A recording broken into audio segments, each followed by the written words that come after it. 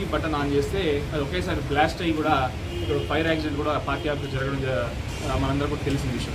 ఇవాళ ప్రధానంగా 2 రోజుల తర్వాత అంటే ఆ ఫైర్ యాక్సిడెంట్ జరిగిన 10వ తారీఖు అయితే 12వ తారీఖు దీని మీద ఒక కంప్లైంట్ అనేది ఇక్కడ నుంచి డీసీసీ ఆఫీస్ నుంచి కూడా వెళ్ళడం జరిగింది.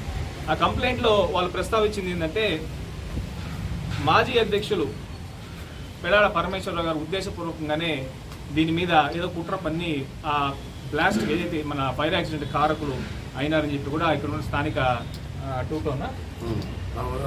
రూరల్ పోలీస్ స్టేషన్ కూడా కంప్లైంట్ ఇవ్వడం జరిగింది. దీంట్లో భాగంగానే ఒకటే చెప్పదలుచుకున్నాను. పరమేశ్వరరావు గారు ఇదివరకు జిల్లా ప్రెసిడెంట్ చేశారు. ఈ జిల్లాకు సంబంధించి శ్రీకాకుళం పార్లమెంట్కి సంబంధించి కూడా ఆయన పార్లమెంట్ అభ్యర్థిగా పోటీ చేశారు. అందులో కాంగ్రెస్ పార్టీ కార్యక్రమాలు ఎన్నో కూడా ఈ జిల్లాలో జరగడం జరిగింది, మీ అందరికీ తెలిసిన విషయం.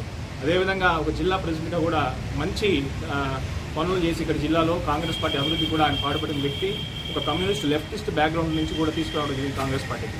ఇవాళ అటువంటి వ్యక్తి మీద ఏ ఆధారాలు లేకుండా నింద వేస్తే మొన్న ఒక 3 రోజుల క్రితం ప్రస్తుతం ఉన్న జిల్లా ప్రెసిడెంట్ ఇక్కడ ఉన్న జిల్లా నాయకులందరూ కూడా వచ్చి ఏంటయ్యా బాబు ఈ కంప్లైంట్ ఇలా ఇచ్చావు, ఏంటిది మా మీద తప్పుడు కేసు 307 అంటే 307 అంటే literally attempt to murder case. Attempt to murder ఒక మాజీ జిల్లా అధ్యక్షుడి సొంత పార్టీ వాళ్ళు కంప్లైంట్ ఎందుకు ఇచ్చారో బాబు ఏందని అడిగితే దీనిలో నా పాత్ర ఏమీ లేదు, నాకు పైన నుంచి ఒక మేడము ఫోన్ చేసి దీనికి ఇలా కంప్లైంట్ ఇమ్మన్నారు. ఇన్ఫ్యాక్ట్ ఆ కంప్లైంట్ పేపర్ కూడా ఆ మేడమే అక్కడి నుంచి పంపించారు కాబట్టి మేము ఇవ్వడం జరిగింది తప్ప నా పాత్ర లేదు, నేను క్షమాపణ చెప్తున్నాను దీనికని కూడా ఒక వీడియోలో కూడా రికార్డ్ అయింది. దానికి సంబంధించి ప్రస్తుతం జిల్లా పరిషత్ కూడా చెప్పడం జరిగింది. నేను ఒకటే అడగదలుచుకున్నా, ఆ మేడం ఎవరు, పైన నుంచి ఫోన్ చేసినటువంటి మేడం ఎవరు అనేది కూడా పోలీసులు నిగ్గు తెచ్చాల్సిన అవసరం ఉంది. ఎందుకంటే పార్టీ ఆ మేడం మా పార్టీకి సంబంధించిన వాళ్ళ బయట పార్టీకి సంబంధించిన వాళ్ళ అనేది కూడా పోలీసులు నిగ్గు తెచ్చాల్సిన అవసరం ఉంది. ఎందుకంటే 307 ఒక కాంగ్రెస్ పార్టీ కేడర్కి సంబంధించిన వ్యక్తి మాజీ డీసీసీ అధ్యక్షుడి మీద 307 పెడుతున్నారు.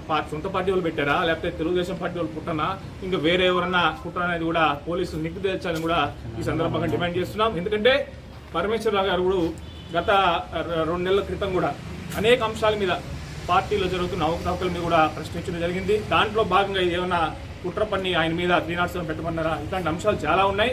ఖచ్చితంగా ఈ తాటాకు చప్పుళ్లకు కాంగ్రెస్ పార్టీ కార్యకర్త ఎవరు కూడా భయపడేది లేదు. ఖచ్చితంగా దీని మీద విచారణ జరగాలి.